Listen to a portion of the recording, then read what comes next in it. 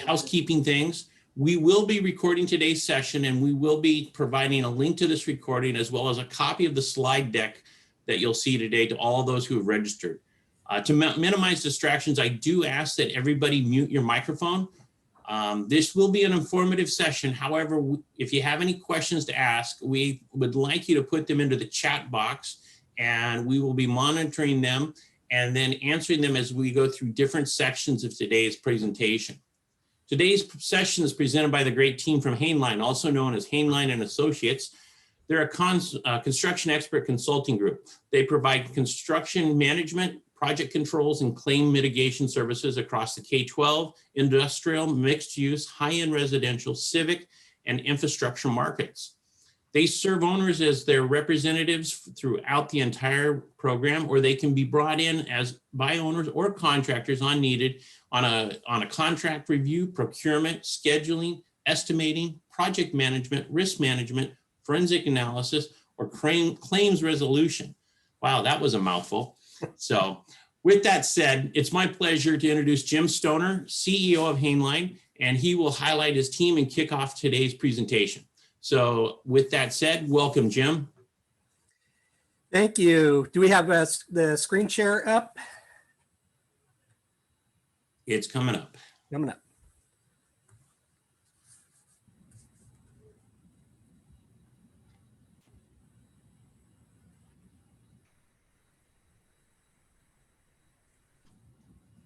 This is today's modern presentation. All right, well, welcome everybody. We've had a fantastic turnout.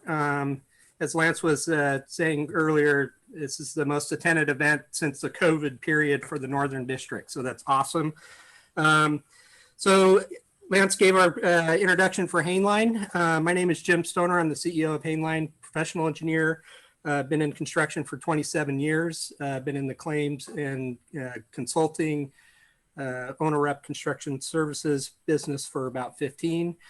Today we've got Richard Shiriyama. Richard Shiriyama also has 27 years of experience. He's a professional structural engineer, but his real forte is scheduling. And then we have John Relowinski, who's also presenting. He's got 17 years of experience. So in construction, and his forte is also scheduling. So as Lance said, we do a lot of dispute resolution, owner rep, construction management, wide range of services. We also obviously do scheduling. We do create baseline schedules, updates, review schedules. So this presentation is really a watered down version of a full day training that we offer our clients. Typically general contractors take advantage of this. But in between the sections, we're gonna do a little Q&A. We're probably short a little bit on time, so we're looking at a couple minutes between sections. Lance will monitor those questions and put them out as appropriate. First, we're gonna go over the principles of project controls and CPM scheduling. Richard's gonna go over that. Then we're gonna talk about baseline schedule prep.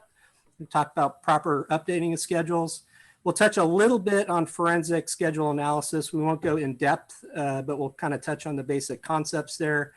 And then some alternative scheduling techniques, very briefly point out some different ways of looking at schedules other than Gantt charts. So with that being said, I'd like to turn it over to Richard. Thanks, Jim. So briefly, I'm going to talk about kind of scheduling concepts, the basics of CPM scheduling, what the elements make up, what are the elements that make up CPM schedules. Next slide. So basically schedules, CPM schedules, critical path method schedules, are schedules with activities and relationships. And what we like to say is that schedules measure time, and that and anything that can be measured can be improved. So by scheduling and measuring the time, we can improve the hopefully improve the performance of our projects. So in addition to scheduling when things start and finish, schedules also allow us to prioritize work tasks. They allow us to understand the criticality of work tasks. So they allow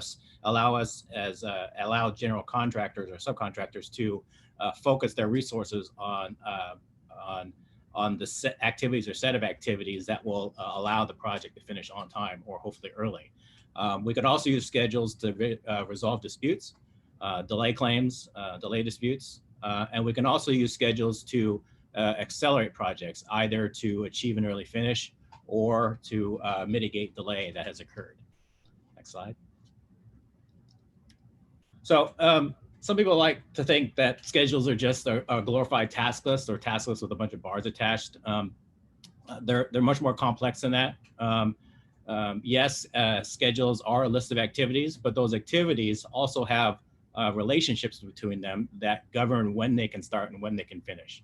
And what we do is we input activities with durations and logic, and then turn the schedule program loose. It performs an algorithm and schedules when activities can start, finish, and also it'll allow us to tell us when the latest an activity can start or finish. Next slide. So here I'll begin briefly about talking what makes up CPM schedules. We'll talk a little bit first about activities. So when we're putting activities in our schedule, we want to make sure that an activity is the work that is performed by a single crew in a continuous effort. So what we want to avoid are things like you'll see on the right there. We want to avoid activities that describe the work of more than one subcontractor or more than one crew. Things like joint utility trench is a good example. That's potentially 2 or 3 different subcontractors, a trenching subcontractor, an electrical subcontractor, and maybe a concrete subcontractor. We want to avoid activities like MEP rough-in. That is 3 subcontractors typically. FRP walls. Want to try to avoid this. Again, it's probably 2 different contractors, a forming contractor and a rebar installer. We want to avoid just general activities like rough-in. For things like commercial construction, especially commercial construction, you have rough-in in different parts of an area. Overhead, in-wall, underfloor rough-in. And all of these rough-ins can take place at different points in time and have activities in between them. So what we want to avoid is a rough-in activity that may be a general rough-in activity that may be discontinuous. So we want to identify overhead, in-wall, and underfloor rough-in separately. Also, when we use activity descriptions, we want to have a verb in the activity description. Things like install cabinets rather than just say cabinets. So we want to differentiate this between installing cabinets or fabricating cabinets or adjusting cabinets. Also, I get asked a lot, how do we handle inspections in activity descriptions or activities? Typically what I want to do is embed the time for inspections into the duration of activity, so that you don't have a bunch of inspection activities in your schedule. Interim inspections are best served to be displayed on your short interval schedule, your 3 or 4 week schedule. Next slide. Another guideline for activity descriptions, we want them all to be unique. What we want, say, for example, we have a 7-story apartment building. We don't want 7 activities in the schedule. I'll say install flooring. So what we want to do is we want to identify those each uniquely. And typically the best way to do this is to add an area descriptor to the activity called level 1. So we'll have level 1 flooring, level 2 install flooring. What this allows us to do is when we go in and verify or chase logic through the schedule, it allows us to see where the predecessor and successor activities are easier rather than trying to chase through them individually. Next slide. Activity IDs. So in Microsoft Project, those are familiar with Microsoft Project and Primavera P6, Microsoft Project does not allow you to assign unique IDs or your own unique IDs to the schedule.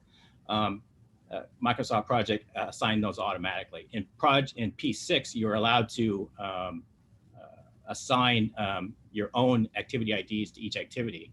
So what we want to do here is we don't want to use the default activity IDs that P6 generates. What we don't want to do is we want to try to embed some coding in the activity IDs so that we can tell where an activity is, what phase of work it is, things like that. Next slide. Briefly on milestones. So milestones, what we use those is to track work at a glance. They're good for executive level giving the schedule to executive level people or third parties or owners. So what it does is it communicates to them at a quick glance when certain major events will happen in the schedule. We usually place this at the top of the schedule, and we want to make sure that all contractually required milestones are in your schedule. Typically, like things like notice to proceed, or especially anything with liquidated damages attached, like substantial completion. At a minimum, I like to include things like NTP, start construction, especially if you're like on a design build project. You want to note when the construction will actually start. Things like structure or different phases of the structure being complete. Building dry-in, because that'll kick off non-durable work like electrical wiring or insulation or drywall. Permanent power established, that's a key milestone for elevator commissioning or general commissioning. Certificate of occupancy and substantial completion. Typically, we want to keep those separate as separate milestones, not combine them as a single milestone. And then finally, final completion. Next slide. So once we have all of our activities to schedule, we have to assign the relationships that differentiates a CPM schedule from a task list. So for those familiar with scheduling, this is the one of the basic tenets of scheduling. CPM scheduling is that only one activity in the schedule should be without a predecessor relationship, and only one activity in the schedule should be without a successor relationship. So every activity except for with the exception of two should have both a predecessor and a successor. Typically, the one that without a predecessor is notice to proceed, or the first activity in the schedule. The one without a successor is typically the last activity in the schedule, which is final completion.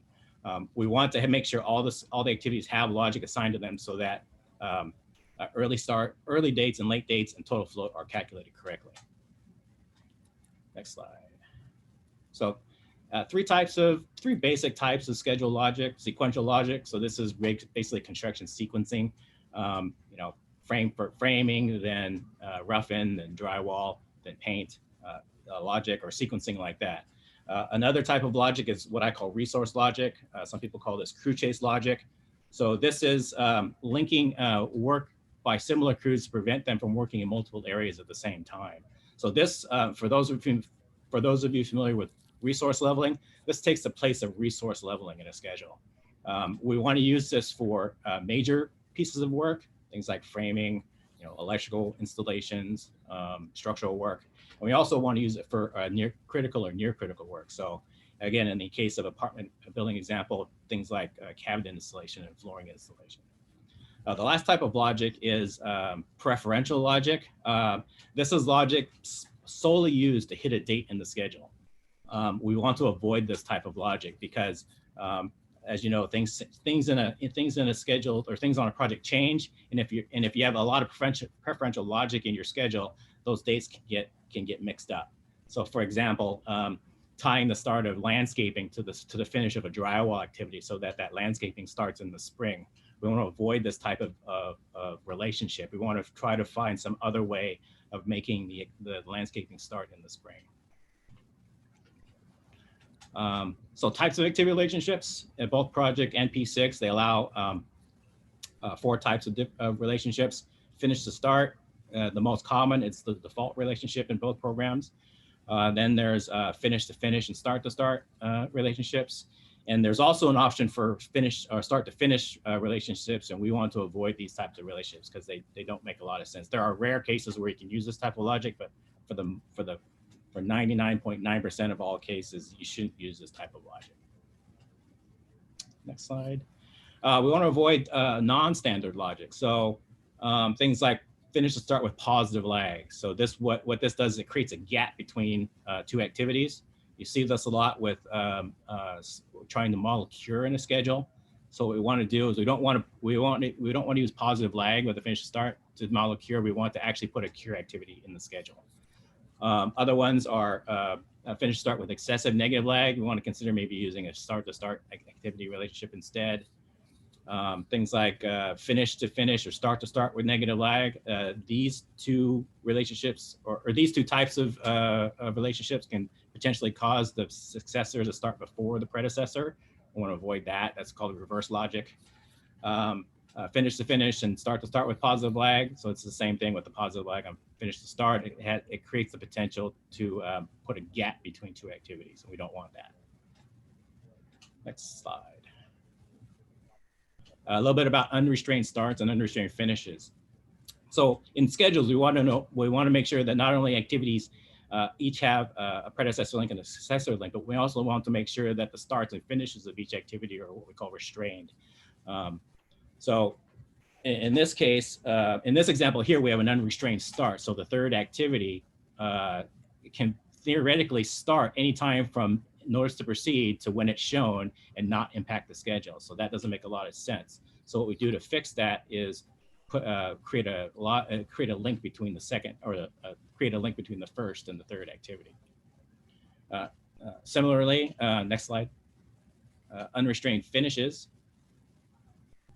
Or open finishes. So here in the example, see the second activity on the left. It can potentially finish. It can shown to be finished anytime from where it's scheduled to finish all the way to the end of the project and not impact the project. So we know that this can't be true. So what we have to do is we have to create a link that restrains the finish of the activity. And here we created a finish to start link between the second and the third activity. Next slide. Constraints in the schedule. So constraints allow us to hit certain dates in the schedule. It allows lock-in dates. They allow us to control float in the schedule.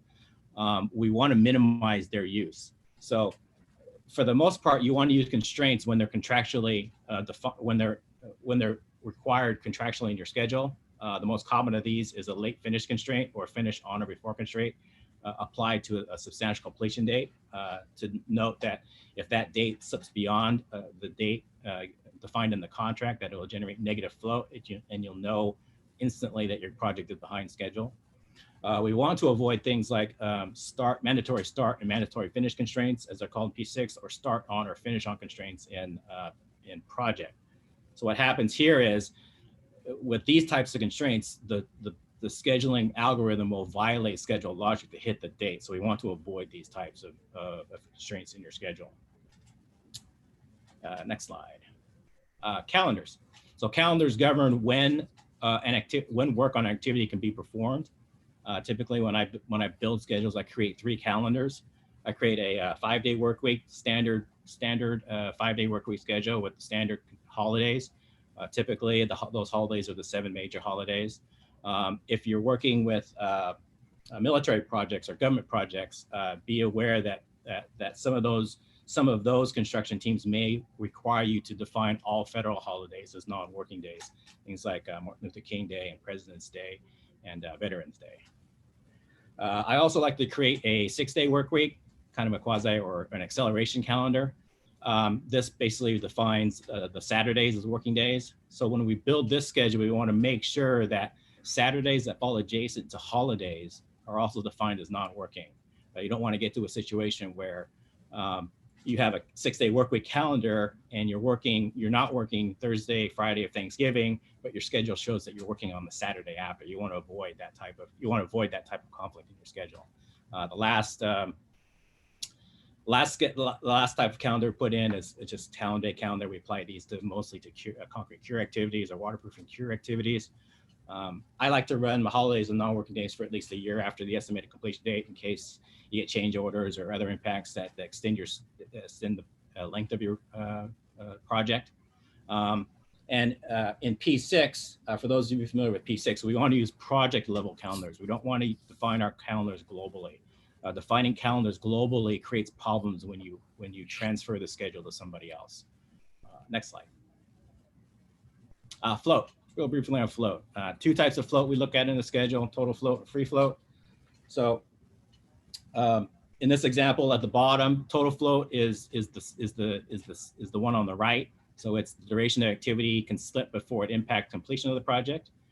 Free float, the example on the left, is the amount of activity can slip before it pushes another activity in the schedule. This float is called Slack in Microsoft Project. Next slide. Ooh, next slide.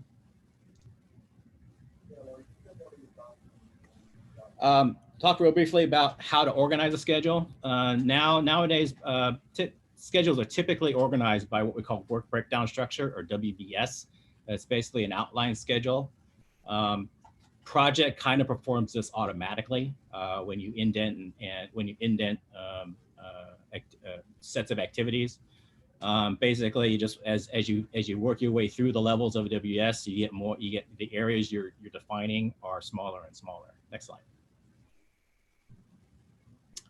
Finally, we'll talk a little about activity codes. So both project and P6 allow you to define activity codes in your schedule. So this helps with filtering schedules.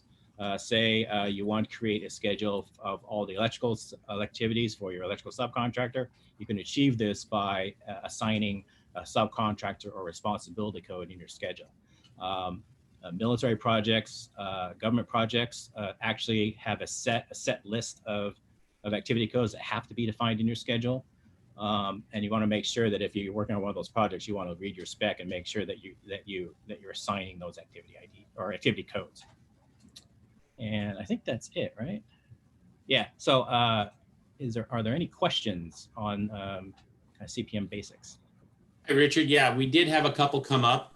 I'll ask the first one here for you is, for crew chasing, do you use a lead/leg relationships or some other relationship to create that logic?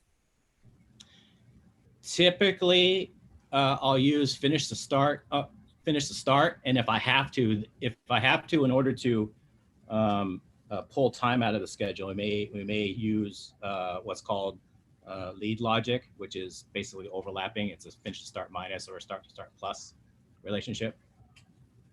Okay, then the second question I had come in, if an activity is delayed by an RFI after it starts, how do you show the impact? And do you split the original activity into two? In project, you should split the activity. In P6, you can, but you don't have to, because P6 uses something called retained logic. And what it'll allow you to do is it'll allow you to insert a delay or an impact, the RFI, insert a fragment or an activity modeling the RFI basically in between a single activity. So I think hopefully that answers your question. Well, So those are the two. in project, yes, you do. In P6, you can, but you don't have to. Okay. Another question just came in. Is it okay to use a constraint if you need to hit a specific date, like an equipment rep is flying in on a certain day for equipment startup? Yeah, in limited cases, a use of constraint like that is okay. But what you want to make sure is that somewhere you want to have written down or be able to support that you put that constraint in the schedule. I think that should answer your question. Yeah, I would use, especially if it's, that's a good one, a non-contractual situation to use a constraint. Like I said, when you put constraints in your schedule, you want there to be a very good reason to do it, not just to hit a date that you want to hit. And if in a circumstance like that, that's a pretty good reason. It's a supportable reason to put the constraint in the schedule. Okay, great. Well, it appears that's the questions. Oh, one just came in. Can a CPM have multiple critical paths? Yes. Yeah, the simple answer is yes. The complex answer, it's usually rare. Usually, if a contractor gives me a schedule with multiple CPM paths, I'm thinking the first thing I'm thinking is that there's manipulation of the schedule to cause multiple critical paths. What you're saying is that there are two independent paths in the schedule that are defining the overall schedule, the length of the schedule. So typically you don't see that. In practice, you don't see that. In reality, you don't see that. So yeah, typically not. Great. Okay, it looks like we're moving on. All right. Thanks, Richard. Thanks, Lance. So I kind of want to go over some baseline schedule preparation with you guys. And what this is going to help you do is really set your project schedule up right from the start. As Richard kind of alluded to earlier, anything that we measure, we can improve. And if we're going to measure something, we have to have something really good to measure against, right? So let's go to the first slide here. So when we're developing our baseline schedule, we want to get started by reviewing all of our available information. When sometimes we haven't quite got a good grasp of the project yet, so we're going to need to take in a lot of information. So we're going to want to review all the contract documents that we possibly can. We want to get involved in the specs, the plans, any bid Q&A items, any amendments or addenda. There's a lot of documents, obscure documents, where good information sometimes gets missed. I just recently had a project where we had a major issue from a Fifth Amendment somewhere buried in the Q&A. So we want to pay attention to everything that we can. So when we're developing the baseline schedule, a lot of times what I'll see is just the PM and the super together will come up with the baseline schedule and just tell everybody this is the baseline schedule. And it's great because they're ultimately responsible for those things, but you really need to get input from all the stakeholders on the project. And some areas kind of where I've seen baseline schedules get hosed is when you don't get input from the major subcontractors, your tier 1 subs, and then also your suppliers. In this case, you may have a procurement that's a little bit longer lead than you expected, and it can blow up your whole schedule if you don't get their involvement earlier. It's also great to get some information from your foreman, the guys actually with their bags on getting the work done every once in a while to see if they might see something that you don't. So after we've got all of our information from all of our available sources and all of our information from all of our available people, then we definitely want to go back and we want to revise that baseline, because I know we have contractual dates that we have to hit a lot of the time, but we really want to revise it to be the most realistic possible baseline that we can do. And one step a lot of people kind of miss out on is getting a peer review. So it's a really good idea to get a third party opinion on your schedule from someone who's not involved in the project, who doesn't have an attachment to it already. So that's one of the things that I do a lot of, is doing peer reviews for baseline schedules, just to kind of help everybody pick out some of the issues early on, before we formally submit it to the owner. So let's go to the next slide, please. So a little bit more detail on the sources of scheduling information. You got your plans, your specs, your bid proposal. But one area where we can draw a lot of good information from is your past experience. So a lot of your production-oriented subs have great production data on durations for different types of work. Your concrete subs, your iron worker subs, your framing subs. They're going to have some great production data that you can utilize in the schedule. And one of the reasons that I want you guys to set up this administrative side of scheduling well is that it's going to give you the ability to have a good library of as-built schedules to draw from in the future.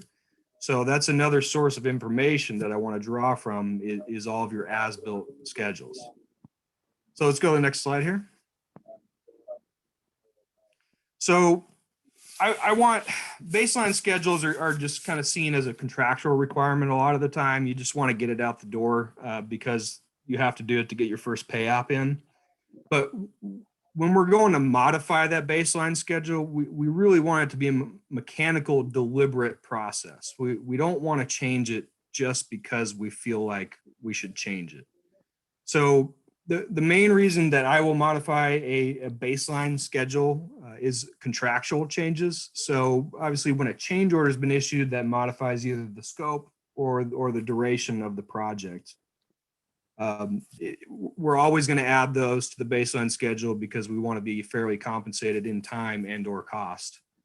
One area where we don't really think about it that much, or it's not done very much, is reprogramming. And reprogramming is when the baseline schedule is no longer executable and the schedule as a tool is ineffective. And I'm sure we've all seen this where we've gotten just so far off track that the baseline schedule doesn't even make sense anymore. We can't meet it. And a lot of times we're afraid to revise that baseline schedule, because we don't want to show a late completion. And we really should revise the baseline schedule when we can't meet it anymore to show what a realistic plan is. Because if we're going to, if we're late and we need to bring our finish date in, the only way to do that is having a good thing to measure from, a good goalpost to measure from. So, and then the one area where I kind of don't mind, where we don't really need to go through a big deliberate process, is doing the administrative changes. You know, if you got an activity name you want to change, or you want to add or delete a non-logic holding milestone, things like that are okay. But otherwise, we really want to be very deliberate when we change the baseline schedule. So let's go to the next slide, please. So we talked a little bit about baseline schedules. Now we got, also our progress schedules. So to be a real useful management tool, we need to have an original plan, which we can compare the current status, which is our update, against. And if we can compare these two things, we can really execute the project better, and we can understand the current state of the project very well. And that's why these two different data points, the baseline and the update, are very important, is because it helps explain to us what's going on between those two periods of time. So in the baseline schedule, the data date doesn't change. We leave that on the project start. And we talked about when we can adjust the baseline schedule, but on a progress schedule, we want to update our project schedule monthly. I know a lot of times we get into our projects and we don't push out a schedule update for 2 or 3 months because we don't feel like a lot has happened. And we really, even at the beginning of the project, need to update it at a minimum on a monthly cycle. And probably going to need to do that for your payment applications anyway. But otherwise, it's just really good practice. And then, so we can modify the progress schedule without any contractual adjustments. And that's kind of our working schedule. We need to be able to modify that living document as we go on. And the data date is going to move along with the project's progress schedule. So let's go to the next slide, please. So a lot of what I'm going to talk about is from the perspective of Primavera P6. You can do these things in Microsoft Project, but they're a little bit more difficult. And this is why we as professional schedulers prefer Primavera P6 to Microsoft Project, is because of the administrative and archiving capabilities of P6. So in P6, when we want to create, when we want to save the baseline, what you do is you're going to create what's called a reflection. You see my little graphic there on the screen, and that will create a copy of your baseline schedule. And then you want to open, so you got your original schedule, you're making a copy of it. Then you're going to go back to your original schedule. You're going to go to maintain baselines, and you're going to add the copy that you just made to that original schedule. And then now we can modify the original schedule for all of our contemporaneous, our progress updates going forward. Let's go to the next slide. So we want to be sure and keep a good, solid, pristine copy of our baseline during our progress updates. And we're doing this because we want to, during the contemporaneous update process, we want to be able to refer back to previous updates. We want to be able to compare and measure our progress. And then we're probably going to have to use this schedule for project completion or possibly even some claims.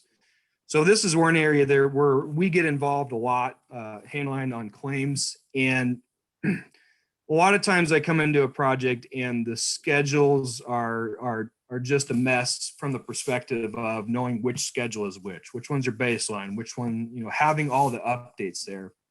And if we can have our baseline and all of our updates just neatly packed in there, it's much easier for me to come in and go through the forensics of a schedule and really help people out on proving their claim. So, and then using that same process we were just talking about, we'll end up with a whole bunch of different project files, and that's a great thing, to have as many possible schedules as we can rather than having 2 or 3 for a 3-year project. Let's go to the next slide, please. I guess that's the end of that, and so I think we got maybe a few questions. Yeah, we do. How do you recommend handling anticipated weather delays in a baseline schedule?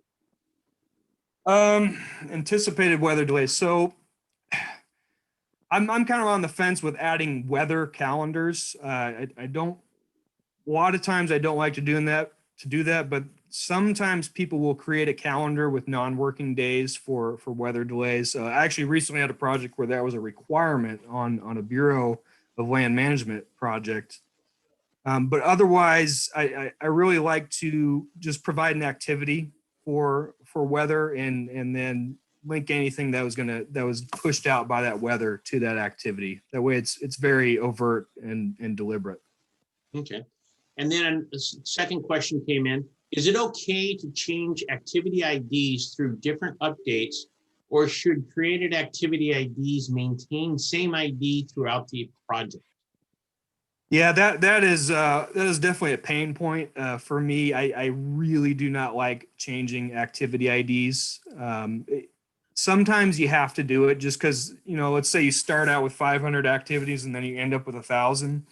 But that's the reason why in P6 where we skip in multiples of 10, when we're numbering. So we'll have A100, A110. That gives us the ability to fill in between. So really, there's not many good scenarios where you should change activity IDs because it makes it really hard to reference back to the original activities. And a lot of programs use the activity ID for comparison purposes. So if you change the activity IDs, then you lose the ability to compare back to that schedule. Okay. That was all the questions posed for this section. Okay. So we talked about updating the baseline, putting together the baseline. Now I really want to talk about the second part of that. Our good schedule housekeeping practices is proper scheduling updating. So let's go to the first slide. So there's a really defined process I like to use to do our schedule updates. And if we follow this process, what we'll end up with is that collection of schedules that I was alluding to earlier during the baseline portion of this presentation. So we've already made our baseline. We kind of want to start with the current schedule. So remember, we saved a baseline. It's inside of the current live schedule. And then we want to, again, make a copy of that schedule. And then we're going to create what's called the status schedule, where we only want to update status in the schedule. That's your starts, your actual starts, and your actual finishes, and your remaining durations of anything that's in progress. And we want to leave schedule logic alone in this first iteration of the schedule update. And what this really lets us do is before we bring back, because invariably, usually we update the schedule logic and then the end date pops out and we got to bring it back in. Before we bring it back in, we want to be able to get a really good handle on why we are where we are in the schedule right now. Why is this late? Why are we here? And then what do we have to do? And so then we're going to make a copy of that status schedule and we're going to create the actual update schedule file. And this one we're going to revise as necessary to reflect all the anticipated work moving forward. So anything past the day-to-day, we're gonna make changes to. We're gonna make our logic changes that we need to make, which we're always gonna make a good record of, because a lot of times you'll need to go back to those. But one thing people miss out on a lot is as you're getting closer to activities that are in the future, an activity that was 6 months ahead is now 2 weeks. We should have a much better idea of the duration of that activity. So we can go ahead and update all of those things that we know because we have more knowledge now. So let's go to the next slide. So kind of talked about this a little bit earlier, but during our update schedule, we want to actualize activities. And this is kind of another main difference between Primavera P6 and Microsoft Project is Microsoft Project will allow you to have unactualized activities left of the day-to-date. It'll allow you to have actualized activities to the right of the day-to-date.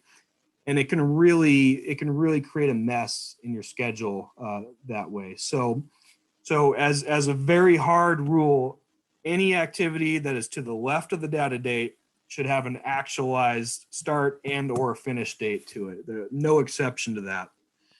And then all dates to the right of the data date should reflect your plans, unactualized start and finish dates. And one thing I see a lot of is people not quite updating all their activities. And then when you go to recalculate, you'll have a lot of activities in P6 called, they'll ride the data date, which means they'll all have a start date. You may have 100 activities that you didn't update during that update cycle on the data date. And that, that basically makes your schedule useless when you do it that way. So you obviously want to focus in on the critical and near critical activities when you're updating your progress, because we really need to get those right. But really you need to have all of your activities progress properly, because if you don't, it throws your whole schedule off. And what's the point in having the schedule if we're not going to keep good records there? So let's go to the next slide, please. Oh, that's it. And I just kind of wanted to add in here, I know this is some highly technical stuff. So if you guys really want to do some of this stuff and you get stuck, just call me or email me. I'd be happy to help walk you guys through kind of how to do those processes. Let's take some questions, I guess. Yeah, John, there was one question there, or a couple coming in now.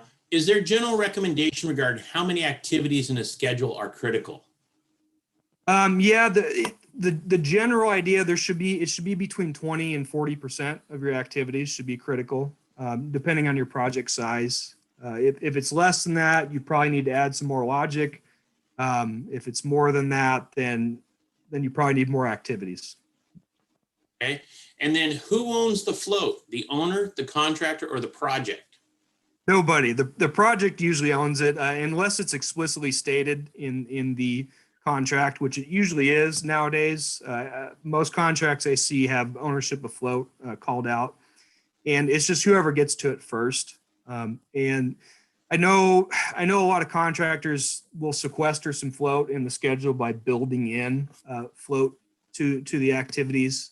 And in those situations, it's good to have some float saved up for yourself if you can do it without really impacting the schedule too much, because it's whoever gets to it first, and that's to the benefit of the project. Here's another question in regards to float. Who owns free float? Free float's pretty much owned by the activity itself. So whatever sub, whatever that activity is. Okay. And then we have, how do you recommend handling activities that have been pushed out past data date on an update? And the second part of this is, I have used constraints to make this happen and reflect short-term updates. Is there a better way to try to handle this? I mean, that's a pretty good question. Really, using constraints is really not the best way. We don't want to use constraints to show why something's late or why something's been pushed out. We really want to, a lot of times what I do is I will add a separate WBS for impacts, and I will just add activities down there, tied properly to push out whatever activity we need to push out. And that lets you kind of separate between what was planned and what was unplanned. Okay. That's all the questions I got for you, John. Thank you. So I'll talk real briefly about forensic schedule analysis. So after your project is done, or sometimes when your project is going, you'll encounter delays. Your project will have a delayed finish, and you'll have to prove why you as a contractor, or why you as a contractor are not responsible for delay, or why you as the owner are not responsible for a delay. So what we do is we use forensic schedule analysis, and typically what we're using now in the industry is something called recommended practice 29R03. It's developed by AACEI. What they did is they They brought a bunch of smart people together, a bunch of smart people in the scheduling and forensic scheduling fields, and they got together and they produced a reference manual for all of the different forensic scheduling techniques that were being used at the time. This was, I think, in the late 2000s, early 2010s, that they actually did this and put something together that was a wide-ranging over the forensic schedule analysis field. This is only a recommended practice. It's not an industry standard of practice. There are industry standard of practice for actual scheduling, but for forensic schedule analysis, all we have is recommended practice. Next slide. So again, we'll just talk real briefly about forensic analysis. So in forensic analysis, what we're doing is we're trying to find a delay. We're trying to not only find a delay or quantify delay, but we want to find out why that delay occurred. Briefly, a delay, I think most people know what a delay is. So in the example here, the plan has been delayed by a certain amount. We have two types of delay we're looking for. In the first example there, under the actual, activity 2 did not start when activity 1 finished, so we have a start delay to activity 2. In the second example, activity 2 was delayed, started late, but it was started late because activity 1 ran long. We call this a finish delay or a production delay. Next slide. So when we're analyzing delay, we're keeping in mind a concept called apportionment. So in this, apportionment is basically categorizing delays both as excusable or non-excusable, or compensable or non-compensable. So an excusable delay is basically where the contractor is entitled to, both contractually and through causation, a contract time extension. They're allowed to, they're allowed an extension of their contract time. Compensable delay is that there are reasons that the contractor not only gets the time extension, but they also are entitled to recovery of the damages or the added costs for that delay. Things like project trailers being on the site longer, project staff being on the job longer, things like tower cranes or material hoist being on the job longer. So those are examples of delays that are compensable, or items that are compensable through delay. Next slide. 4 basic types of delay. Contractor caused delay. So this is, where a contractor basically shoots themselves in the foot. Delay caused by the contractor's own actions. This type of delay is not excusable and it's not non-compensable. So the contractor is not entitled to a time extension and not entitled to any delay costs. Second type, owner caused delay. This is a delay caused by the owner or its agents. Basically anybody under the owner's responsibility. For this type of delay, this delay is both excusable and compensable. Contractor gets a time extension and they get recovery of the costs associated with that delay. Force majeure delay, just a fancy word for delay that's nobody's fault. A lot of times force majeure delay is defined in the contract.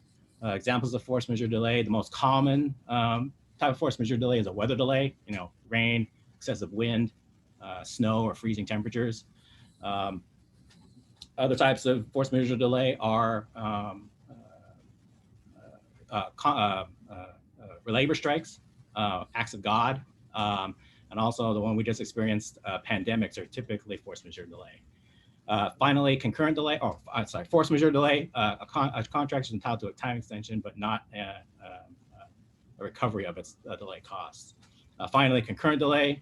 So this is delay this is delay where responsibility resides with both parties, either through two separate delays two separate impacts, one caused by the owner, one caused by the contractor causing delay, or a delay or an impact for which both the contractor and owner have responsibility. Like force majeure delay, the contractor is entitled to a time extension, but no cost for their delay.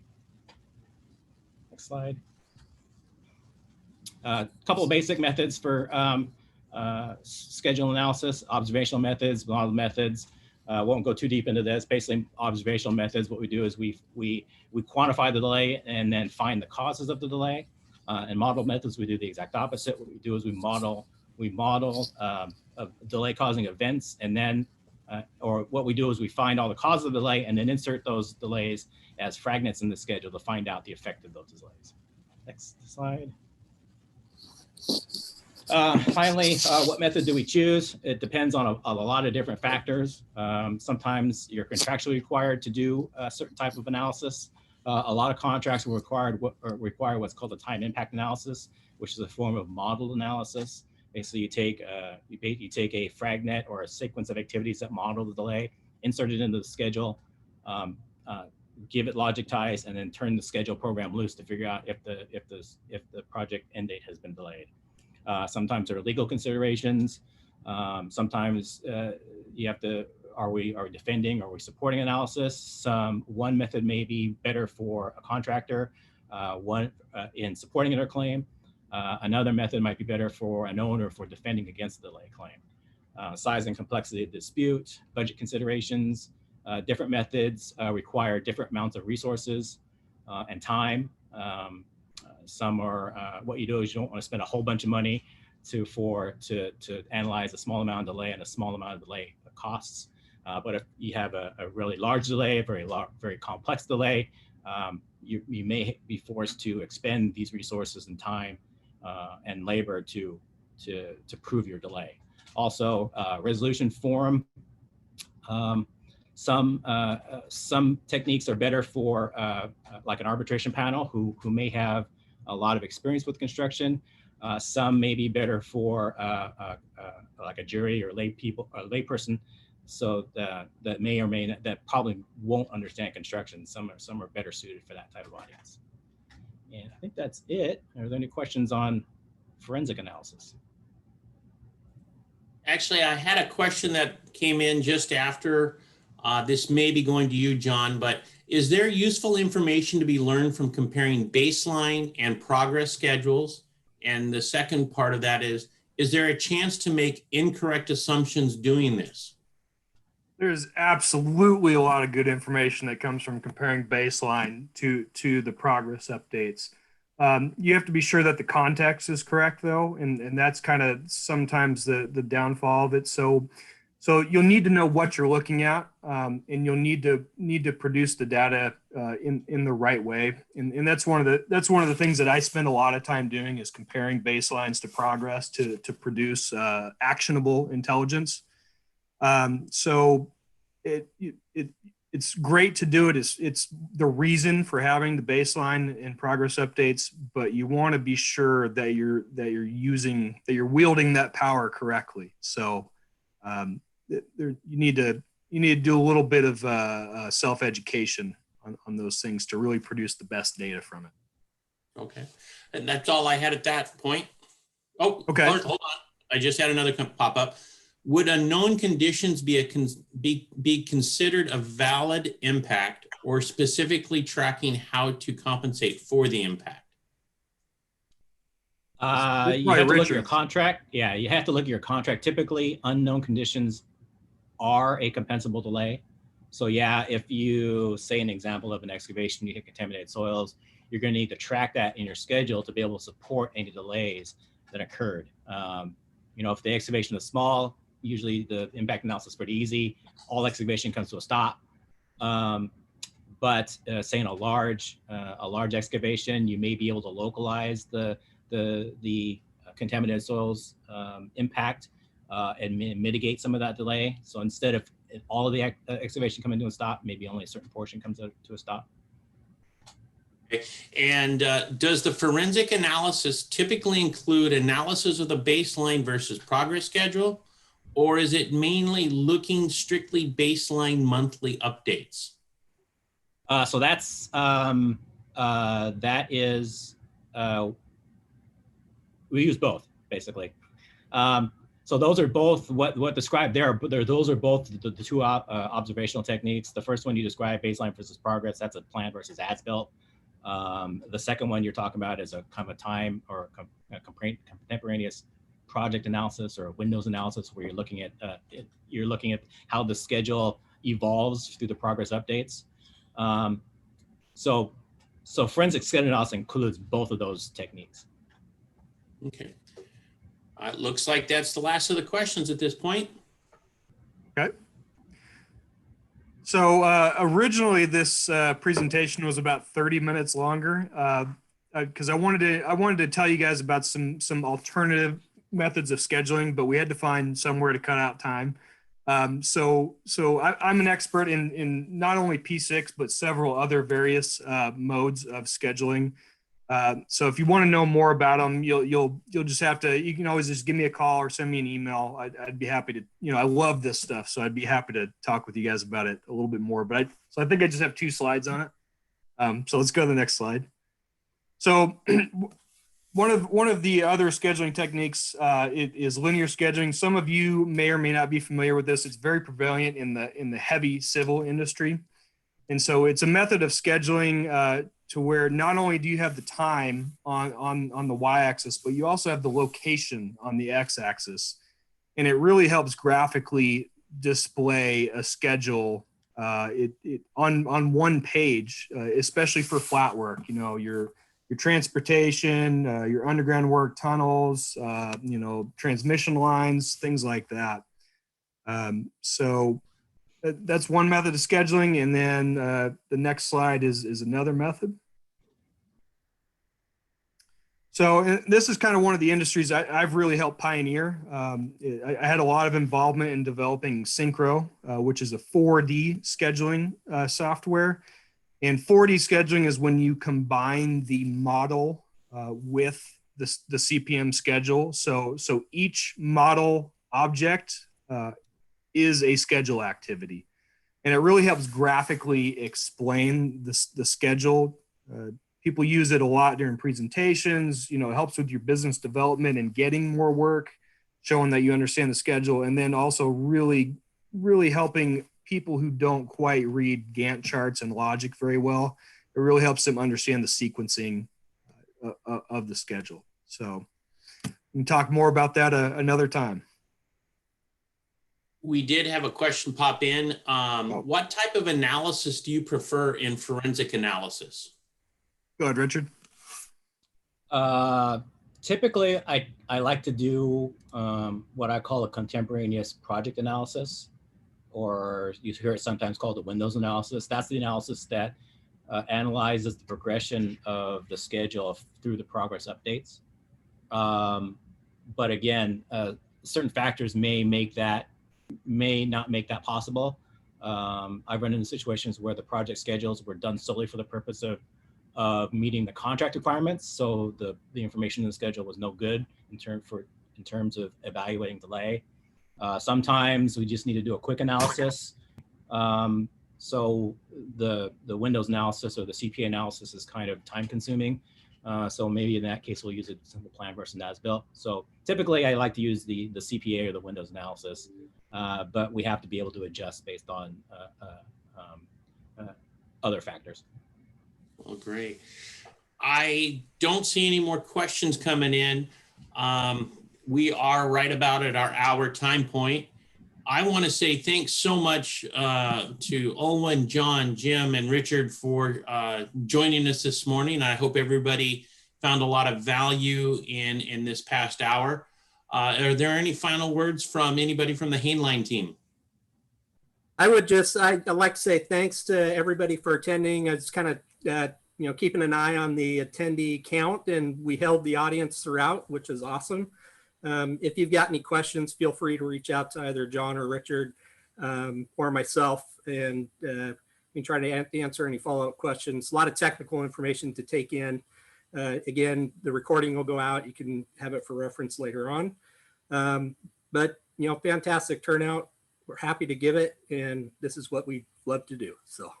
Great. And just to follow up, yes, I'll be getting that information out to you probably later this afternoon to everybody that registered. So again, thank you very much. And I appreciate all of you joining us today. Have a great day, and everybody have a great holiday. And I think all of us need to make the holiday wish that COVID goes away. Second that. Thank you. Thank you. Thank you.